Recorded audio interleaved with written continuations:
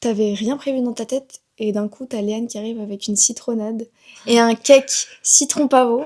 Et là, tu te dis, mais est-ce que c'est ça le prime du bonheur? Est-ce que je suis déjà au paradis, genre? Tu sais que tu vas faire à manger, tu sais que ça va pas être chiant parce que t'as le Thermomix. C'est hyper ludique. Aux quatre coins de la France, des histoires sont lues, des livres sont ouverts. Sur un banc à Paris, sur la plage à Marseille, ou même dans l'herbe à la campagne. Ils lisent seuls, mais partagent la même envie. Transformer les pages en liens.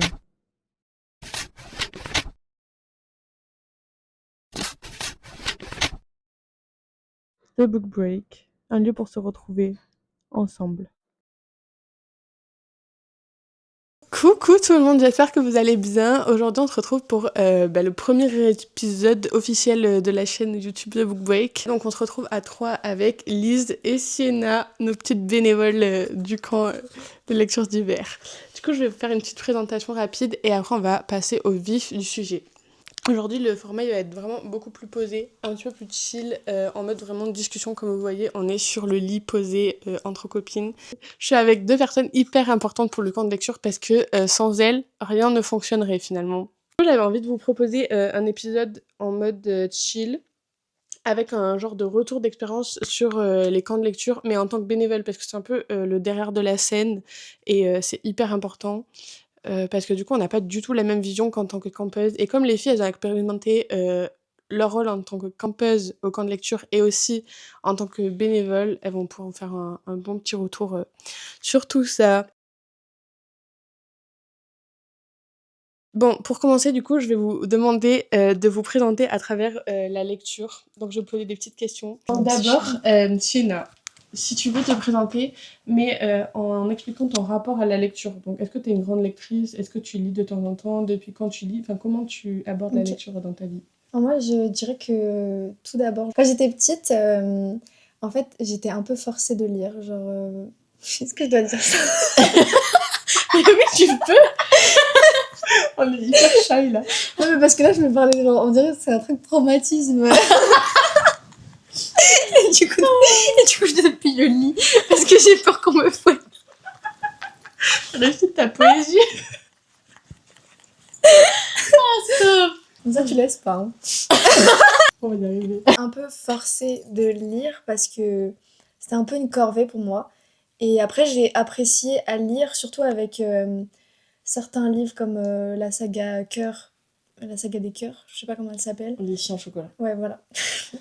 Et Harry Potter, surtout, j'ai eu un gros kiff sur Harry Potter. Et après, je lisais plein de petits livres un peu d'école et tout que je kiffais. Mais ça a vraiment, enfin, ça a jamais été vraiment trop une passion. Et je pense que après, je suis arrivée dans la transition troisième seconde et j'ai découvert Wattpad. Et c'est là que je suis tombée dedans. Après, il y a eu le BookTok. Et maintenant, c'est vraiment une passion de tous les jours. Moi, j'ai toujours lu depuis que je suis vraiment toute petite. Juste, je lisais des livres jeunesse, etc. Je lisais beaucoup de BD quand j'étais en primaire. Après, quand je suis arrivée au collège, j'ai un peu moins lu et je lisais comme Sina Les filles en chocolat, etc. Genre. Et après, pareil, troisième Wattpad. Et là, c'est là que j'ai commencé à me mettre dans la romance parce que je lisais pas du tout de romance. Et là, j'ai grave kiffé la romance. Et après, en seconde, première, terminale, je lisais que de la romance, enfin, surtout en seconde et première. Je lisais vraiment que de la romance, mais ça m'a vraiment remis dans la lecture à fond. Et j'ai un peu arrêté Wattpad, mais c'est vraiment Wattpad qui m'a refait lire comme quand j'étais petite, quoi. Et après, je suis partie en études, donc en BUT métier du livre. Et donc là, je lis encore plus et plus de tous les genres. Donc je lis plus du tout... Enfin, je lis de la romance, mais plus autant qu'avant. Enfin, plus que ça, quoi, en tout cas. Et voilà, et donc j'adore lire. Mais c'est trop cool parce qu'on a grave des parcours un peu similaires de lectrices. On Ouais. est dans le même âge aussi. Prochaine question, je vais vous demander votre genre littéraire préféré et en continuité, vous allez me donner le livre qui vous représente le mieux, selon vous. Donc soit un livre que vous aimez énormément et qui fait que vous vous retrouvez dans ce livre comme une safe place, ou alors un livre que vous aimez mais parce qu'il vous ressemble. Alors moi, je pense que mon genre littéraire, c'est la dark romance.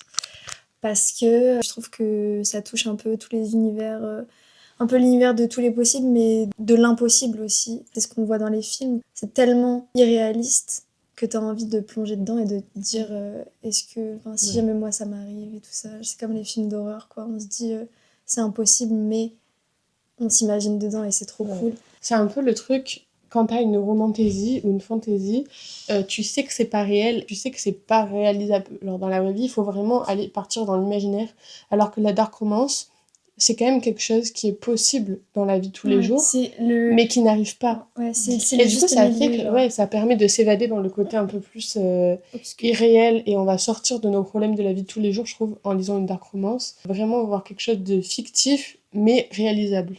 Et je trouve que c'est ça qui est cool dans la dark romance. Oui, et puis ça aborde des sujets dont on n'a pas l'habitude de parler, et on peut aussi amener les traumatismes avec. Mais comme c'est un monde complètement irréel, les traumatismes ils paraissent moins tristes que si jamais c'était une vraie romance dans la vraie vie et la personne vit des choses horribles. Bah, t'as l'impression que c'est la fin du monde, même pour toi qui lis. Alors que dans une dark romance, il y a vraiment ce côté distance avec le traumatisme. Du coup, tu peux maintenant nous parler du livre qui te représente le mieux. Franchement, on a un peu des doutes ce que ça va être, mais Non, en franchement. vrai, comme c'est Wattpad qui m'a fait replonger dans la lecture, le premier livre que j'ai lu, c'est Valentina. Et en fait, je suis vraiment tombée amoureuse de ce livre. Mais au-delà du fait que ce soit une dark romance, genre c'était vraiment un univers tellement précis, tellement détaillé. C'était tellement réel dans le fictif que j'avais l'impression d'être avec eux. Donc vraiment, j'ai adoré. Après, je sais pas si vraiment c'est le livre qui me ressemble, parce que je trouve pas trop de personnages qui me ressemblent dans les livres, mais Valentina, vraiment, j'en porte une attache très particulière, je pense, jusqu'à la fin de ma vie. Mon genre littéraire préféré, je pense que malgré tout, ça reste quand même la romance, parce que c'est quand même ce que je lis en majorité, et c'est aussi ce que j'écris. J'écris pas du tout d'autre genre que la romance, donc je pense que ça joue aussi. Et si je sors de la romance, je pense que c'est le polar aussi, mais voilà, je pense que c'est mon deuxième genre littéraire préféré. Et le livre qui me représente le plus, en vrai, c'est hyper compliqué, mais je pense que je vais dire The Right Move, parce que déjà, je me retrouve de fou en indie, et que Ryan, c'est vraiment mon idéal masculin, genre basketteur, grand métis et tout. Enfin, vraiment, c'est mon rêve de vie. Ah non. C'est ta cuisine. Non, mais je sais qu'elle va le couper, donc je m'en fous. C'était pour vous. Ou pas. Oh, imagine, putain. Oui, voilà, donc, et je me reconnais de fou en Indie. Enfin, sa personnalité, c'est vraiment moi. Hyper solaire quand elle est avec les gens et tout, et quand elle est toute seule, ça va moins. Et c'est horrible, c'est hyper dépressif, genre. Et après, elle donne beaucoup, beaucoup aux autres, sans forcément attendre qu'on lui en donne aussi. Enfin, vraiment plein de petits trucs comme ça. Elle est hyper créative dans les plantes, dans son mood en accord avec elle-même, sain et tout, et je me retrouve vraiment beaucoup en elle. Et en plus, c'est vraiment le livre que j'ai le plus forcé les gens à lire. Et du coup, je pense que quand les gens pensent à moi et au livre, je pense qu'ils pensent aussi à The White Move et au Prince Cruel. Voilà. Moi, je pense que mon genre littéraire préféré, du coup, c'est la romance en général. Je dirais la dark romance aussi, puisque je trouve ça hyper intéressant, le mix entre ce côté un peu thriller et romance. Ça fait qu'il y a vraiment une intrigue au-delà de la romance, et moi, c'est vraiment ça que j'aime. Enfin, c'est pas forcément la dark romance en vérité, c'est plus la romance dans laquelle il y a une histoire avec une intrigue et tout ça, en dehors de l'histoire d'amour. Le livre qui me représente le mieux, franchement, c'est pas du tout mon livre préféré, mais c'est un livre dans lequel je me suis énormément retrouvée. C'est Un hiver pour te résister de Morgane Moncomble. Franchement, ce livre, beaucoup de gens l'ont trouvé très en surface, et moi je l'ai trouvé tellement poignant parce qu'il aborde des sujets qui me touchent, genre la surdité. L'auteure, elle a utilisé le livre pour faire entendre des choses qu'on ne sait pas quand on n'est pas atteint de surdité ou de ces soucis-là, et je trouve que ça c'est vraiment un pouvoir qu'elle a, Morgane Moncomble, c'est toujours de se mettre à la place de ses personnages et d'être capable de retranscrire des émotions, de choses qui se passent réellement dans la vraie vie, alors qu'elle l'est pas elle-même. Enfin, je sais pas comment expliquer, je sais pas si c'est compréhensible, mais vraiment, j'ai adoré les remarques qu'il y a eu tout au long du livre par rapport aux problèmes qu'avaient les personnages. Mais du coup, c'est un peu contradictoire avec ce que j'ai dit en disant que moi, j'aimais bien la romance avec une intrigue derrière. Mais là, il y a pas tellement d'intrigue ou d'énigmes et tout derrière, c'est vraiment les personnages qui m'ont touchée et dans lesquels je me suis retrouvée. Enfin, voilà. Du coup, je vais vous poser des petites questions. Maintenant, on va passer au cœur de l'épisode où on va vraiment se focus sur les camps de lecture et votre expérience en tant que bénévole. Parce que là, du coup, on s'est un petit peu présenté rapidement pour que vous voyez un peu nos personnalités. Voilà. Et du coup, je vais vous poser des petites questions rapides. Je compte sur vous pour faire des remarques constructives. Ok. Du coup, première question, je vous demande quand c'est que vous avez fait un camp de lecture The Book Break pour la première fois? Nous, notre premier camp de lecture, c'était en juin. Alors, je me souviens plus, c'était mi-juin. Oui, c'était Mi-juin. 16 juin ou 20 juin. Ok, Après, voilà. avec toutes ces Les dates. dates. Et non, franchement, c'était hyper cool. On était un nombre très réduit. Et on a pu vraiment apprendre à se connaître et devenir toutes copines ensemble. Donc, c'était trop C'était le vraiment tout bien. premier camp de lecture de Book Break. Donc, pour moi, c'était vraiment une aventure qui se lançait. Inconnue, ouais. Ouais, et du coup, c'est les premières filles que j'ai rencontrées au camp de lecture. Enfin, pas Lise, parce que du coup, on se connaissait d'avant. Mais au-delà de vous, même les autres participantes du camp qu'on a rencontrées, ça a été vraiment une expérience de ouf. Mais là, j'ai un peu monopolisé la parole alors que c'est à vous la Non, question. non, à la mais base. Voilà, c'est tout. Mais ouais, non, Ouais. c'était vraiment un coup de cœur et c'était. En fait, l'expérience était folle parce que vraiment, on est arrivé sans trop d'attente. Ouais. Parce qu'on savait pas du tout, vu qu'il n'y avait pas eu de camp avant, on n'avait pas d'expérience sur quoi se baser. Quand tu regardes le compte et tout, The Book Break, il y avait pas, genre, il y avait plein de posts, mais il n'y avait pas de personnes qui l'avaient fait avant, de photos.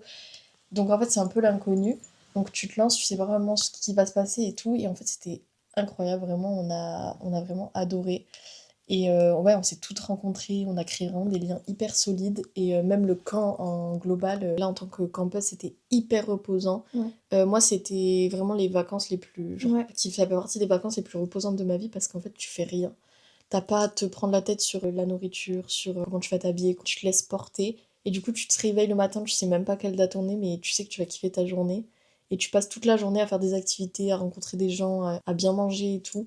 Et en fait, c'est vraiment hyper reposant. Beaucoup plus que quand tu pars en vacances à l'étranger et que tu dois prévoir quel bus tu vas prendre, quel repas tu vas faire, où c'est que tu vas manger, où c'est que tu vas dormir. Et tout. Hyper constructif, cette petite remarque là. Du coup, petite question, comment vous avez découvert les camps de lecture? Bah, j'ai pas découvert. J'étais un +1, donc vraiment, j'ai pas découvert. Ben moi j'ai pas découvert non plus parce que c'est dans ma liste genre de réalisation de 2025 il y avait écrit économiser pour aller faire un camp de lecture, je me rappelle très bien. Mais en vrai j'allais pas le faire je pense parce que Un budget. c'est un budget et c'est genre il fallait genre c'est des dates hyper fixes, du coup c'était compliqué pour moi de m'engager dans quelque chose et en plus j'étais toute seule et moi j'avais hyper peur de partir quelque part toute seule et donc Léane m'a envoyé un message pour me parler de son projet et en vrai avec Léane on n'était pas hyper copines mais on se connaissait, c'est vraiment ça qui nous a rapprochés. Elle m'a expliqué son projet et du coup elle m'a proposé de venir pour le premier camp et vraiment c'était une très bonne décision que j'ai prise parce que c'était trop bien. Du coup j'ai fait des très bonnes rencontres et pourquoi tu fais la gueule? Ils sont pas heureuses. Non, mais c'est parce On fait des très bonnes rencontres, elle fait. C'est la gueule donc tu Et voilà, du coup, je recommande vraiment l'expérience. Les camps de lecture, c'est hyper bien. Et même si vous avez peur parce que vous êtes tout seul et tout, à chaque fois, tu sais que tu vas faire des rencontres et que ça va être vraiment génial. Prochaine question. Pourquoi avez-vous eu envie de devenir bénévole au camp de lecture? Je pense que c'est un peu unanime parce que on n'a même pas vraiment trop réfléchi. On a passé le premier camp de lecture ensemble. Et en fait, on s'est tellement bien entendu, on s'est tellement toutes complétées qu'en fait, on n'avait pas envie de quitter. Genre, quand c'était le dernier jour, on s'est dit, mais non, mais c'est pas la dernière fois qu'on veut se voir, c'est pas la dernière fois qu'on veut vivre un moment comme ça. Le camp de lecture, juste après, qui était prévu, il était vraiment très rapproché dans la date, à peu près un mois après. On s'est posé le dernier jour et on s'est dit, mais pourquoi pas revenir pour aider et voir justement l'autre côté, la partie organisation de l'événement. Puis après, ça nous fait aussi une expérience supplémentaire parce que c'est vrai que c'est cool de se laisser porter en tant que participante, mais c'est peut-être cool aussi de donner un petit peu sa patte à de donner des idées et de dire que arranger tout ensemble avec notre vision différente du projet, même si ça reste quand même le projet de Léane. Bah d'ailleurs, justement, le camp juste après, on a décidé du thème toutes ensemble parce que c'est tout ce qui nous représentait. On avait un peu une dualité entre notre côté sombre et notre côté hyper joyeux. Et du coup, on s'est dit, bah, go faire des duels, quoi. Et ça a rendu quelque chose d'assez cool. Et je trouve que c'était du fait de notre amitié et de nous toutes, en fait. Ouais. Donc voilà. Ouais. Ça s'est fait hyper naturellement. Et en vrai, ça fait une expérience en plus professionnellement parce que C'est hyper social aussi. c'est hyper social, ouais, de fou. Ouais. Parce que il faut vraiment être hyper professionnel, il faut avoir une sorte de jauge. jauge Ouais. entre être ami avec les filles et entre être pro aussi pour avoir cette marque de respect entre les campeuses et les organisatrices. Après, il y a faire à manger, faire le ménage, ranger, encadrer les activités. Franchement, c'est hyper formateur. Ça faisait vraiment du travail, quoi. C'était très disciplinaire. C'est une aventure, quoi. C'est une bonne découverte et Bah, du coup, là, je vais vous poser une question un petit peu plus fun. Votre premier souvenir marquant en tant que bénévole, du coup, ça peut être un moment fort, un moment drôle, une anecdote. Enfin, c'est quoi, quand vous pensez au fait d'être bénévole The Book Break, à quoi vous pensez en premier? Ok, alors moi, je pense que bizarrement, ce serait un truc qui ne représente pas les bénévoles. Quand on pense à bénévole, on a toute l'idée de ce que bénévole, c'est pas professionnalisant parce qu'on n'a pas de salaire, on n'est pas réellement payé pour ce qu'on fait, mais c'est quand même un travail bénévole justement. Et donc du coup, on pense à tout le côté professionnel du truc. Mais je vous jure qu'avec tous les camps que j'ai faits, je pense au côté caché de l'iceberg. Genre les moments où on est toutes ensemble le soir et on fait un débrief de la journée et on rigole. Mais on se dit, mais on va réveiller les campeuses tellement on rigole. Et pour moi, c'est vraiment ça que je retiens. Et je trouve ça hyper cool parce qu'on se dit, en fait, c'est pas juste t'es là, tu travailles, tu rigoles un peu avec les campeuses, mais en même temps, il y a le travail. C'est vraiment tout le temps de la rigolade. Même si il faut rester. Enfin, on est là pour encadrer. Il y a tellement de moments où on peut rigoler, se détendre. On n'est pas alarmé, quoi. Donc, voilà. Je réveille à 7h tous les matins. oui, c'est pas du tout une charge de travail assommante, on va dire. Ouais. C'est un peu stressant et c'est un peu quand même où t'es dans le rush et il y a des moments où on est tout un peu paniqué. On dit quand il y a des imprévus, surtout quand il y a un petit imprévu. Surtout les imprévus. Quand il y a un petit truc en fait qui va dérégler, en fait tout de suite on va tout un peu se stresser. Ouais, voilà. J'ai l'impression que pendant les camps de lecture, les bénévoles, pour moi, c'est hyper important parce que c'est moi qui donne le lead. En fait, sans elles, je serais tellement débordée. Il y a eu plein de moments où je voyais qu'il y avait un imprévu qui arrivait, une fille qui a loupé son train et qui se retrouve à Bordeaux au lieu de descendre à la gare de je ne sais plus où parce qu'elle a pas ouvert la porte du train, elle a pas appuyé sur le bouton. Du coup, il faut au plus vite possible trouver une solution pour aller la chercher à la gare, trouver une personne qui passe par là et tout. Et dans les moments comme ça, franchement, les filles étaient à côté de moi, elles me disaient ok Hélène, ça va aller, t'inquiète, on gère quoi, qu'est-ce que tu veux qu'on fasse en attendant et tout. Et franchement, heureusement qu'elles sont là. Donc après, il y a un peu de fatigue mentale, mais franchement, globalement, c'est que de la fatigue physique. Et moi, je trouve que les camps de lecture, à chaque fois, c'est vraiment un moment où, en tant que bénévole et organisatrice, on va avoir beaucoup de fatigue physique parce que on court partout. Des fois, on se couche tard le soir parce qu'on fait que parler. On se lève tôt le matin parce que du coup, il faut préparer le petit-déj avant que les filles se lèvent, etc. Mais mentalement, on est entre copines, on rencontre des personnes incroyables, on se retrouve avec des personnes qui ont la même passion. Ça va vraiment être de la fatigue physique. Et encore, franchement, ça va quoi. Bref. c'est vraiment de la fatigue physique.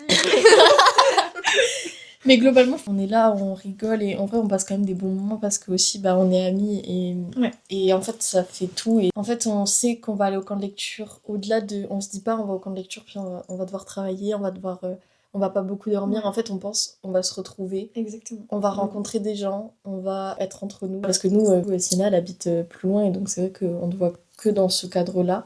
Ouais. Et du coup, c'est génial de se retrouver à ce moment-là. Et après, un autre truc que je pense, quand je pense à le bénévole, je pense au Thermomix. Moi, c'est vraiment une découverte superbe. J'adore ça et j'adore faire les recettes au Thermomix. C'est le papa de The Book Break. Ouais, franchement, c'est un peu le daddy. Ouais. J'adore le Thermomix. Ouais. Il me satisfait, quoi. Enfin, tu sais que tu vas faire à manger, tu sais que ça va pas être chiant parce que t'as le Thermomix. C'est hyper ludique. C'est pas du tout sponsorisé par Thermomix. Non, mais juste pour la petite anecdote, moi je suis conseillère Thermomix et dans ma famille j'ai toujours eu un Thermomix. Donc c'est vrai que sur le camp de lecture, c'est vraiment quelque chose qui nous sauve. Et des fois, il y a Sienna qui arrive en courant comme ça et fait y a pas un truc à préparer là le Thermomix il attend là. Et du coup, elle kiffe. L'autre jour, qu'est-ce que tu nous as fait au camp? Elle nous a fait des pains hot dog, vraiment super bons. Elle nous a fait des petits pains. Du caramel aussi, c'était un banger ce caramel. On a fait des... Comment ça s'appelle le gâteau? Shortbread. Shortbread. Ah, ça, Voilà, donc ça, c'est elles ont adoré. un biscuit, Ouais. caramel et du chocolat dessus. Après, on coupe en petits carrés. C'est cool pour les moments où elles sont en train de lire sur le canapé et tout. On leur sert de petits shortbread et elles sont toujours très heureuses. Question suivante, très très rapidement parce qu'on l'a déjà dit. Qu'est-ce que vous a apporté le fait d'être bénévole? De l'expérience, des connaissances. Je fais en rapide. Je suis d'accord, c'est vraiment de l'expérience. Plus dans, comme je disais, un peu le milieu hôtelier. Le partage aussi d'une ouais. passion commune. Ouais, le partage d'une passion commune, ça c'est fou parce que t'es avec que des gens, tu sais que t'as un lien. Genre c'est comme quand tu rentres en études supérieures dans une classe spécialisée, tu sais que tu vas arriver, tu vas avoir des gens à qui parler d'un seul sujet. Et tu sais que même si dans la vie de tous les jours avec ces personnes ça matche pas, ben, dans ce cadre-là, tu sais que tu auras forcément des choses à partager avec elles. C'est pour ça aussi qu'il n'y a jamais de mise à l'écart, il n'y a jamais de dispute, j'ai envie de dire, mais il n'y a jamais de froid, de choses, vraiment de mauvais mood. Allez, on passe à la prochaine question.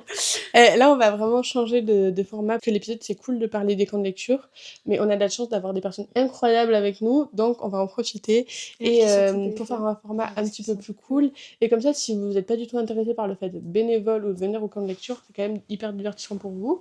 Parce que du coup, là, on va avoir des questions un petit peu personnelles par rapport à la lecture toujours. Donc, c'est un format signature qu'on va faire vraiment dans toutes les vidéos YouTube avec toutes les participantes. C'est le livre qui. Et donc je vais vous dire le livre qui et vous devez me dire sans justification le livre qui correspond à ce que je vous ai dit. Pour vous, première question, ça va être le livre que vous adorez recommander. Un livre que vraiment s'adapte à un maximum de personnes et vous le recommanderez genre toujours. En fait, le problème, c'est que je vais tout le temps répondre Valentina, faut que je réfléchisse.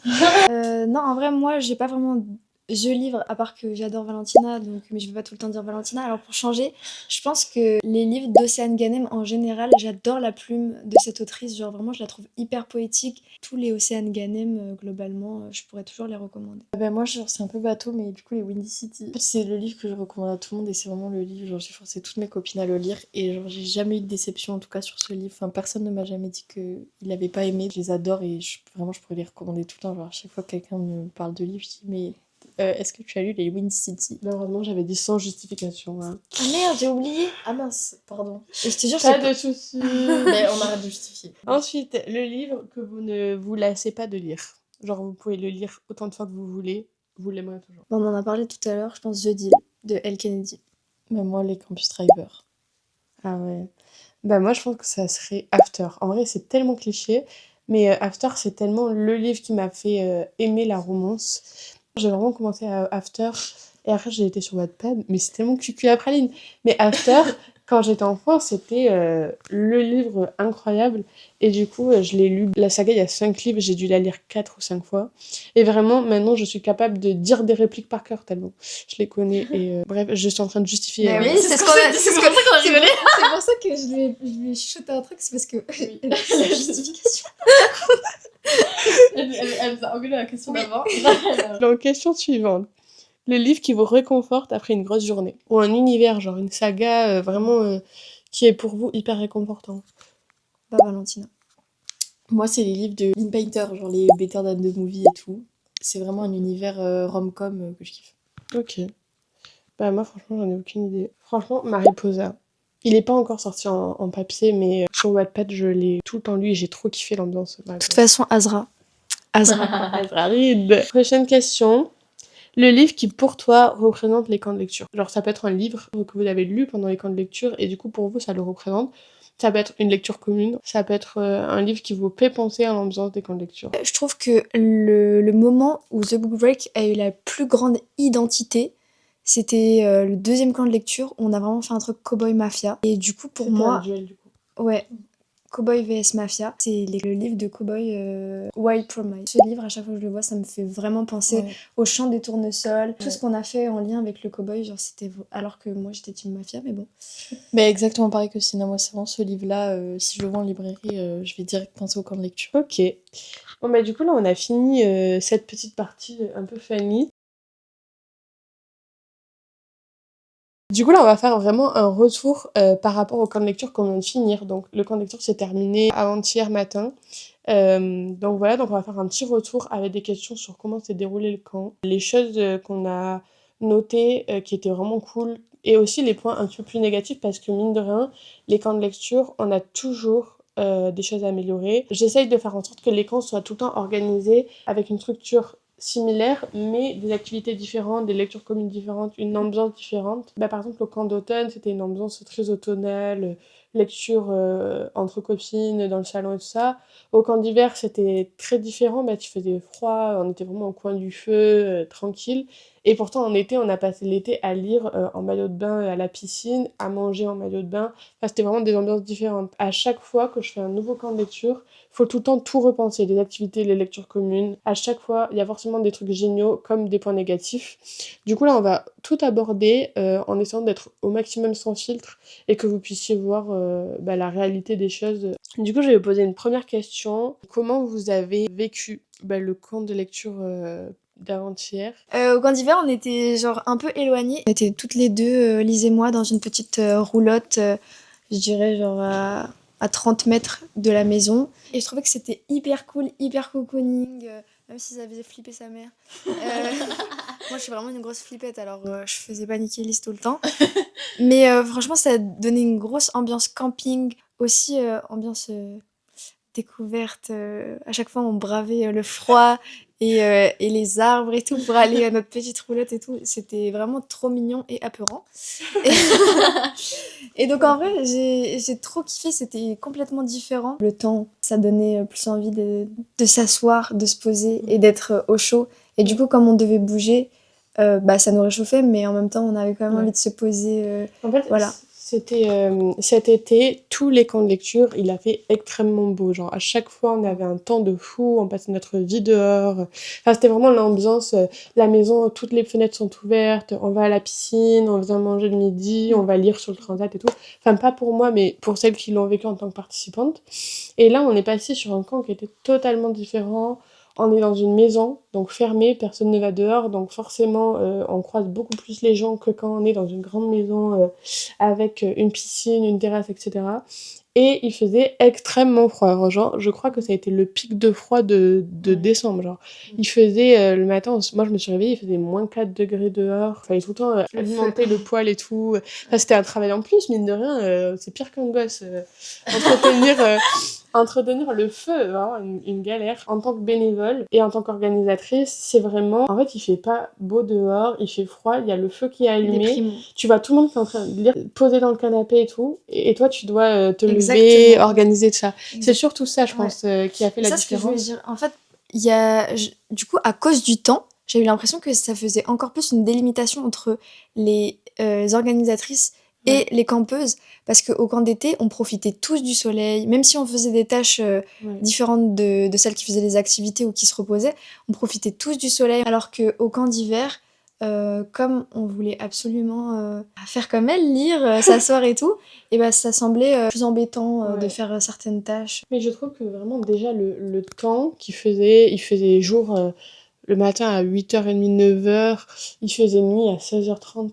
Et ça a fait vraiment une ambiance hyper reposante pour les campeuses. Et pour nous, pas du tout, parce que mentalement, on était beaucoup plus fatigués. Mais à la fois, après, on a grave eu nos moments de folie un peu. On est beaucoup plus allés dans la roulotte, parce que pour pas réveiller les campeuses et tout. Parce qu'il faisait chaud. Donc voilà. Et après, on faisait nos petits blabla dans la cuisine et tout, donc c'était cool. En vrai, je trouve que là, c'était une ambiance beaucoup plus pour lire. Si on se met dans le rôle des campeuses, je trouve que le camp d'hiver, c'est beaucoup plus fait pour lire au coin du feu. C'est le meilleur mood pour lire. Même si j'adore lire l'été, en fait, l'été, il y avait tellement de choses. En fait, vu qu'il y a autre chose à faire que lire, genre la piscine bronzée et tout, ben souvent, il y a beaucoup de lectrices qui privilégient discuter, se baigner. Très bien, hein, mais c'est juste que du coup, il y avait moins de lecture, je trouve, cet été. Que là, les filles, elles arrivaient beaucoup plus à lire parce que, en fait, elles se mettaient sur le canapé. Il y avait le feu, plaid. C'était hyper reposant pour lire. Et je pense qu'en tant que campeuse, l'expérience est... Enfin, je peux pas dire que c'est mieux. Ouais, l'expérience littéraire. Mais l'expérience lecture, je pense que quand tu viens vraiment au camp de lecture pour lire, c'est mieux de venir sur des camps d'hiver parce qu'en fait, c'est beaucoup plus le mood. Si tu viens pour faire des rencontres, faire des activités, etc., T'amuser, quoi. t'amuser vraiment plus, je pense que c'est mieux de venir l'été. Après, je trouve que l'ambiance l'été, elle est différente parce que il fait beau, on a envie de profiter de dehors et Ouais. des personnes. On va avoir beaucoup de discussions autour de la lecture sans forcément lire. On va plus se baser sur ce qu'on a déjà lu et ce qu'on va potentiellement lire grâce aux personnes qu'on rencontre, plus que sur la lecture. Du coup, au camp d'été, c'était vraiment cool parce qu'il y avait différents espaces, il y en avait certaines qui allaient lire, d'autres qui bronzaient, qui se proposaient et tout. C'était plus reposant. Au camp d'hiver, c'était reposant aussi, mais plus dans la lecture. Prochaine question. Ce que vous avez vécu pendant tous les camps de lecture et que vous avez hâte de revivre. Alors, en tant que participante, ne rien faire. Ouais. Je pense que c'est le truc. Ah, c'était génial. Ah, mais tu es là et tu sais que tu as 2 heures où tu ne fais rien et puis t'avais rien prévu dans ta tête et d'un coup t'as Léane qui arrive avec une citronnade et un cake citron pavot. Ouais. Et là tu te dis mais est-ce que c'est ça le prime du bonheur? Est-ce que je suis déjà au paradis genre? Donc ça en tant que campeuse, ça c'est vraiment le top du top. En tant que bénévole, je pense que c'est redondant mais c'est le fait d'être toutes ensemble et de partager, genre de rigoler et tout. Et... Pendant ces 5 jours, on est vraiment tout le temps ensemble, tout le temps. Que ça soit pour les repas, pour préparer les activités, pour gérer les campeuses, ranger la maison, tout ça. En ayant été à l'internat, j'ai vraiment ressenti cette ambiance d'internat en fait.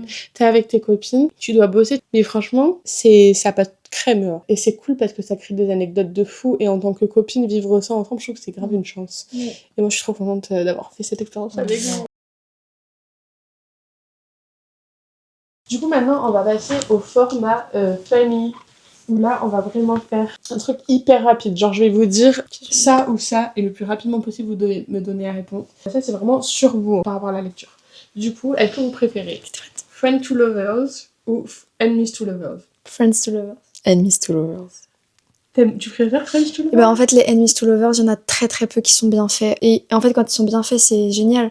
Mais il y en a vraiment très très peu qui sont bien faits. J'ai beaucoup plus lu de Friends to Lovers qui étaient trop mignons, adorables, où je m'attache vraiment, genre je me dis, ils ont vécu tellement de choses ensemble, genre en tant qu'amis, et après la relation évolue, genre je préfère.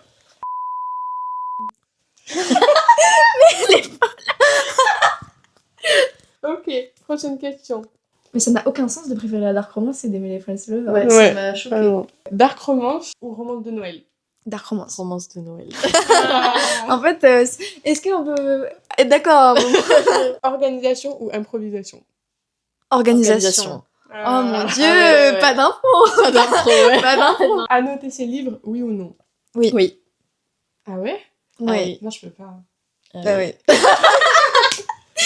Genre, c'est tellement personnel. Moi, je me dis, ma mère, elle débarque dans ma chambre à tout moment, elle a envie de lire un Ah livre, non. elle le chope, elle voit que j'ai chopé. bah, Mais moi, non, ma mère ne chope pas mes livres. Hein. Ah non, mais pour moi, c'est comme le téléphone, hein, c'est personnel. Oui. Tu ne Ok. touches pas mes affaires. Oui, je suis d'accord. Thé ou café?